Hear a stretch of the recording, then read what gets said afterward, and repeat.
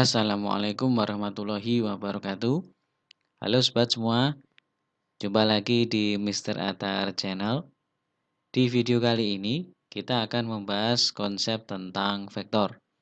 Ini adalah materi fisika di SMA kelas 10 semester 1.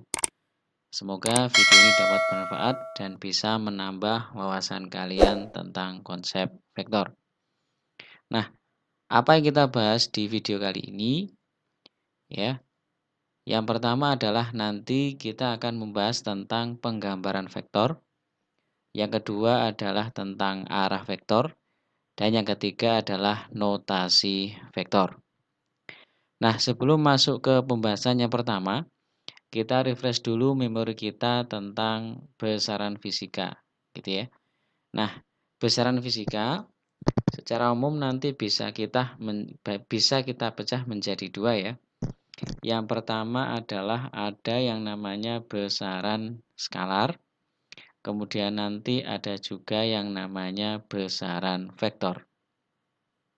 Nah, apakah kalian masih ingat apakah itu besaran skalar? Ya, betul. Besaran skalar itu adalah besaran fisika yang hanya memiliki nilai saja. Jadi, besaran fisika yang hanya memiliki nilai saja. Contohnya apa? Misalkan ada besaran panjang. Besaran panjang itu persatuan meter, dia tidak memiliki arah, hanya memiliki nilai saja. Kemudian ada juga besaran waktu. Waktu bersatuan detik itu juga hanya memiliki nilai saja. Kemudian ada volume, gitu ya. Volume untuk benda-benda yang berada atau memiliki dimensi 3. Kemudian ada lagi besaran energi, ya, besaran yang hanya memiliki nilai saja. Dan yang berikutnya adalah ada besaran suhu. Nah, kemudian apa besaran vektor itu? Ya, jadi besaran vektor itu adalah besaran yang memiliki nilai dan arah, gitu ya. Jadi besaran yang memiliki nilai dan arah. Contohnya apa? Nah, di sini sudah ada satu. Contohnya adalah perpindahan, ya. Kemudian ada kecepatan, kemudian lagi juga ada percepatan. Nah, kemudian lagi ada gaya, kemudian ada momentum, dan yang terakhir adalah ada berat. Nah, ini adalah besaran fisika. Kalau kita tinjau dari nilai dan arahnya, maka nanti ada dua ya teman-teman. Ada besaran skalar, kemudian ada besaran vektor.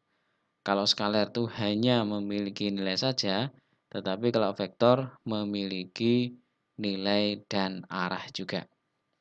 Nah, berikutnya kita akan membahas tentang penggambaran vektor. Jadi dalam pembahasan konsep fisika, nanti ada besaran-besaran yang dia digambarkan secara vektor. Misalkan di sini ada seseorang ya sedang menaiki sepeda, kemudian dia mengayuh sepedanya sehingga sepedanya bergerak, gitu ya. Nah, sepedanya bergerak dari kiri ke kanan. Nah, misalkan ya posisi awalnya tadi itu adalah X, kemudian posisi akhirnya itu adalah di Y. Ya, maka contoh untuk menggambarkan kemana arah perpindahan dari orang tersebut, nah nanti digambarkan dengan vektor. Nah, untuk penggambaran vektor nanti menggunakan tanda panah secara umum. Untuk penggambaran vektor nanti menggunakan tanda panah, ya. Nah, panah ini atau vektor ini nanti memiliki beberapa bagian, ya. Yang pertama di bagian paling kiri itu biasanya disebut dengan pangkal vektor, ya, atau biasa disebut dengan titik tangkap vektor. Jadi titik di mana vektor itu mulai bekerja, gitu ya. Kemudian di bagian tengah ini namanya batang vektor, gitu ya.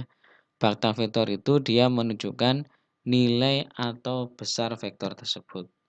Artinya, semakin besar atau semakin panjang panah ini, maka nilai atau besar vektor itu semakin besar. Jika batangnya ini pendek, berarti nilai atau besar vektor tersebut itu adalah kecil. Kemudian di bagian ujung paling kanan ya, itu biasa dikenal dengan nama ujung vektor atau kepala vektor.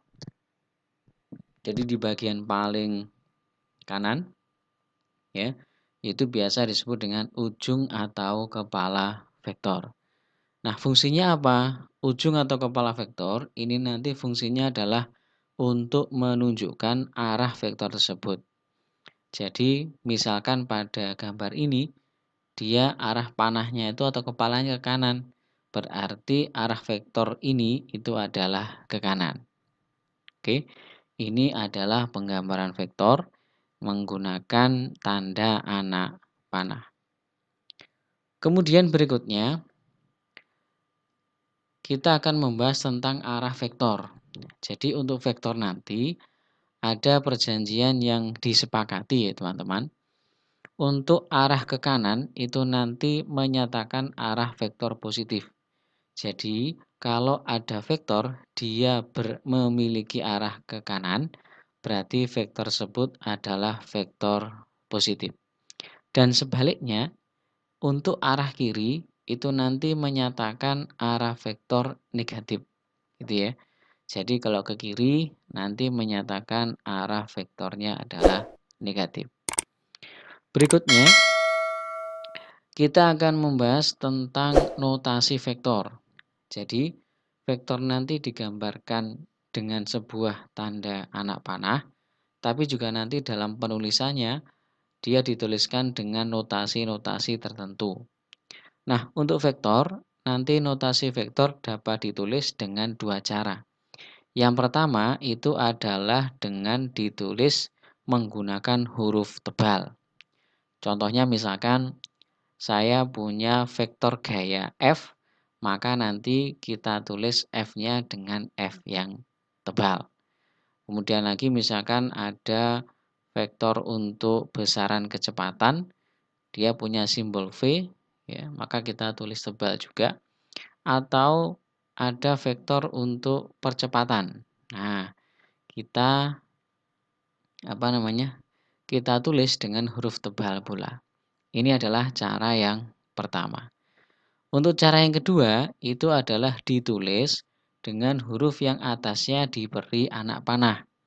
Jadi kalau saya punya vektor gaya, maka nanti saya bisa menulis vektor tersebut ya, dengan notasinya itu adalah huruf F ya kalau gaya. Kemudian nanti di atasnya diberi tanda anak panah. Kemudian misalkan ada vektor kecepatan V. Nah, nanti selain dia ditulis dengan huruf tebal, ada juga yang dia ditulis dengan huruf yang atasnya diberi anak panah seperti ini. Nah, kemudian yang terakhir misalkan ada percepatan, maka nanti vektor percepatan ya, itu nanti cirinya adalah di atas simbol percepatan itu ada tanda anak panah. Oke. Demikian tadi pembahasan kita tentang penggambaran vektor, kemudian arah serta notasi vektor. Semoga bermanfaat. Wassalamualaikum warahmatullahi wabarakatuh.